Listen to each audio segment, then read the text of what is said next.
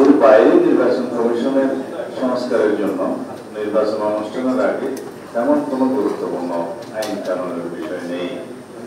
পরবর্তী সময়ে ঐক্যমতের মাধ্যমে যে সমস্ত সংশোধনী প্রস্তাবগুলো একমত হওয়া গেছে, সংবিধান সহ নির্বাচন কমিশন গঠন প্রক্রিয়া সহ ডিলিমিটেশন আইনের কিছু সংশোধনের প্রস্তাব সহ সেগুলো সবাই এগ্রিড হয়েছে, এগুলো বাস্তবায়ন হবে।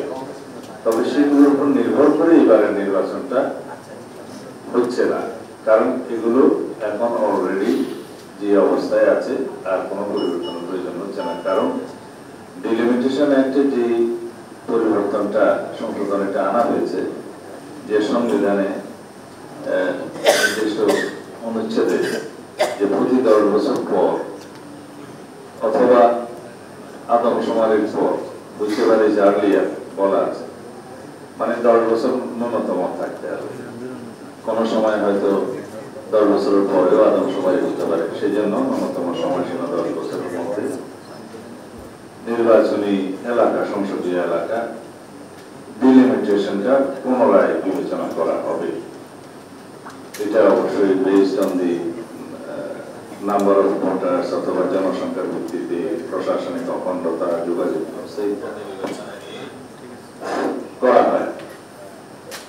বলা হয়েছে এখানে একটা বিশেষজ্ঞ কমিটি নিয়োগ করা হবে সাময়িক সময়ের জন্য। এটা কনস্টিটিউশনে থাকবে, এটা আমরা সবাই এগ্রি হয়েছি। কিন্তু এখন ডিলিমিটেশন যেহেতু হয়ে গিয়েছে, এইবার সেই আইনটা এইবার লাগছে না, এবং সেই সাংবিধানিক সংশোধনের সাথে সামঞ্জস্য রেখে ডিলিমিটেশন আইন যেটা আছে, সীমানা নির্ধারণী আইন, সেটার সেকশন 8 এর পরে আর একটা বিধান এভাবে সংযুক্ত করা হবে যাতে প্রতি 10 বছর পর অথবা আদমশুমারির পরে মিনিমাম যেটা 10 ইয়ার্স এই বিশেষজ্ঞ কমিটি নিয়োগ করা হবে নির্বাচন কমিশনের সহায়তার জন্য, এবং তাদের পরামর্শ মতে ডিলিমিটেশনটা হবে। এগুলো এইবার আর লাগছে না। এইবারের জন্য আমরা সাময়িকভাবে পরামর্শ দিয়েছিলাম যে বিশেষজ্ঞদের নিয়োগ করা হোক সাময়িকভাবে, সেটা করেছে ইলেকশন কমিশন, তাদের পরামর্শে হয়েছে। দ্বিতীয় হচ্ছে নির্বাচন কমিশন গঠন সংক্রান্ত যাতে নির্বাহী বিভাগের প্রভাব মুক্ত থাকে, সেই জন্য প্রধানমন্ত্রী, বিরোধী দলীয় নেতা এবং বিচার বিভাগের একজন প্রতিনিধি সহ আরো 2 জন আছে, ডেপুটি স্পিকার, একজন প্রতিনিধি সহ। এখানে রেশিওটা এমনভাবে করা হয়েছে প্রধানমন্ত্রী, বিরোধী দলীয় নেতা এবং চিফ জাস্টিস কর্তৃক নিয়োজিত হবে। এই বডিটা সর্বসম্মতভাবে নির্বাচন কমিশন সিলেক্ট করবে। প্রধান নির্বাচন কমিশনার সহ অন্যান্য নির্বাচন কমিশনারদের নিয়োগের জন্য সেক্রেটারি ফাংশনটা দিবে স্পিকার, 3 সদস্য, একজন ডেপুটি সেক্রেটারি, বিরোধী দলের থাকবেন। এইভাবে 5 সদস্য আমার যতটুকু মনে আছে সাজেস্ট করা।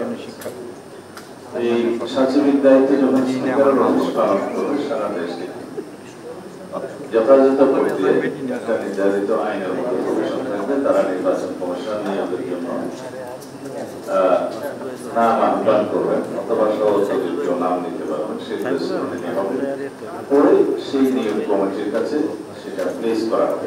নিয়োগ কমিটি নিজস্ব উদ্যোগে নাম প্রেসক্রাইব করতে পারবেন, তার মধ্য দিয়ে স্বাধীনভাবে নির্বাচন কমিশন নিয়োগ করবে। আমাদের নির্বাচন অনুষ্ঠানের জন্য যদি আমরা প্রকৃত স্বাধীন নির্বাচন কমিশন নিয়োগ করতে পারি এবং সেটার বিধানটা সংবিধানে থাকে, তার অনুকূলে আইন থাকে, তাহলে এটা হবে প্রথম পর্যায়ে বাংলাদেশে যে স্বাধীনভাবে, সুষ্ঠুভাবে, নিরপেক্ষভাবে নির্বাচন অনুষ্ঠানের জন্য। দ্বিতীয় হচ্ছে আইন কানুনগুলো, আরপিও, আচরণবিধি, অন্যান্য বিধিমালা যেগুলো আছে, 17-18টা আইন আছে, আইন বিধি সহ সবকিছু নির্বাচন কমিশনের জন্য।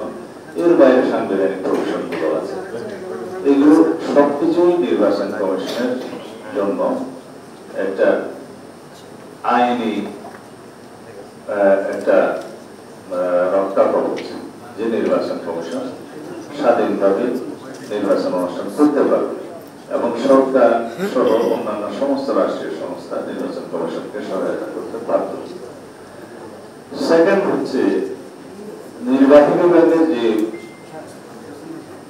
এই হস্তক্ষেপ অতীতে ছিল সেটা থেকে মুক্ত হওয়ার জন্য কেয়ারটেকার সরকারের অভিযান, যেটা সমগ্র জাতি একমত, এবং এই তত্ত্বাবধায়ক সরকার পদ্ধতি পুনর্বহালের জন্য দীর্ঘ 16-17 বছরের যে সংগ্রাম,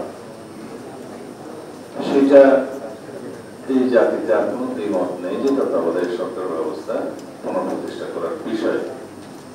সেটা এখনই বহাল হয়েছে আমি বলবো না। জাতীয় সংসদ গঠিত হলে লেজিসলেচার স্বাধীনভাবে কেয়ারটেকার সরকারের বিধানাবলী সংশোধন করবে জাতীয় ঐক্যমতের ভিত্তিতে এবং ব্যাপক আলাপ আলোচনার মধ্য দিয়ে। অতীতে যে বিধানগুলো আছে সেই বিধানের মধ্যে কিছু কিছু বিষয়ে আমরা সংসদে জানার বিষয়ে একমত হয়েছি, যেমন জুডিশিয়ারি নির্ভর তত্ত্বাবধায়ক কমিশন থাকা ঠিক হবে না, তার বাইরেও কি কি বিধান আনা যায় সেগুলোর বিষয়ে একটা একমত হওয়া গিয়েছে। কিন্তু পূর্ণাঙ্গভাবে এখন সব বিষয়ে তত্ত্বাবধায়ক সরকারের বিধানাবলী কিভাবে সংশোধিত হবে সে বিষয়ে পূর্ণাঙ্গভাবে একমত হওয়া যায় নাই। কিছু বিষয় জাতীয় সংসদের বিবেচনার জন্য আমাদের পক্ষ থেকে বলা হয়েছে। এটা এই জন্যই বললাম, যদি কেয়ারটেকার সরকার ইন প্লেস হয়, প্রকৃত স্বাধীন নির্বাচন কমিশন হয় এবং ইন্ডিপেন্ডেন্স অফ জুডিশিয়ারি এনশিওর হয়, ফ্রিডম অফ প্রেস এখন যেভাবে স্বাধীনতা প্রাপ্ত হয়েছে এটা যদি বহাল থাকে, তাহলে এই চারটাই সুষ্ঠু স্বাধীন নির্বাচন অনুষ্ঠানের জন্য এবং গণতন্ত্রের জন্য রক্ষা কবচ হবে। চাইলেও কোন পার্লামেন্ট আর ফ্যাসিবাদী আচরণ করতে পারবে না, এবং চাইলেও সেরকম কোন পার্লামেন্ট গঠিত হবে না এই প্রক্রিয়ার মধ্য দিয়ে।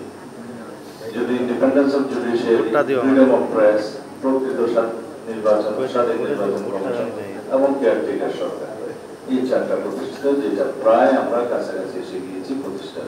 কেয়ারটেকার সরকার প্রতিষ্ঠিত হবে ইনশাআল্লাহ। নির্বাচন কমিশনের যে সংস্কারগুলো সংশোধনের কথা বললাম সেটা সবাই একমত হয়েছে, এই বিষয়ে কোনো নোট অফ ডিসেন্টও নাই, সবাই একমত হয়েছে। আর থাকলো কেয়ারটেকার বিষয়ে সবাই একমত। গঠন প্রণালী নিয়ে কিছুটা বিতর্ক আছে, সেটা পরবর্তীতে সমাধান হতে পারে। সব বিষয়ে একমত, শুধু 3টা গঠন প্রণালীর সিস্টেমের মধ্যে একটি বিষয়ে একটু দ্বিমত আছে, আর ফ্রিডম অফ প্রেস।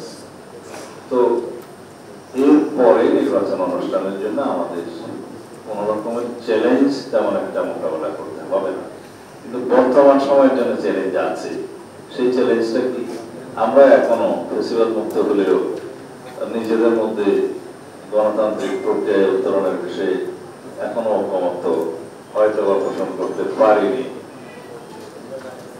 সময় আছে, এর ভিতরে আশা করি সবাই আলাপ আলোচনার মধ্য দিয়ে আমরা সেই ঐকমত্যে পৌঁছাতে পারব।